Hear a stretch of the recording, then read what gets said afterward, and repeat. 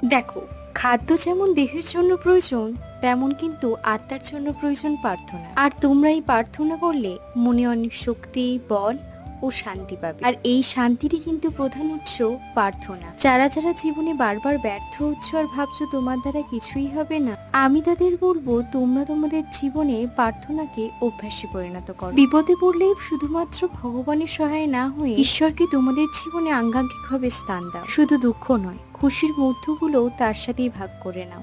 ঈশ্বরের সান্নিধ্যে এলে জীবনে যতই বাধা বিঘ্নতা আর ব্যর্থতা পাও না কেন, কখনো কুচিন্তা তোমার জীবনে স্থান পাবে না। নিজেকে নিজেই মোটিভ করতে পারবে। এই ভাঙা গড়ার জীবনে নিজেই নিজের অবলম্বন হয়ে দাঁড়াবে। বাবার টানেই বলো বা বাবার ডাকেই বলো, বারবার এখানে ছুটে যাই।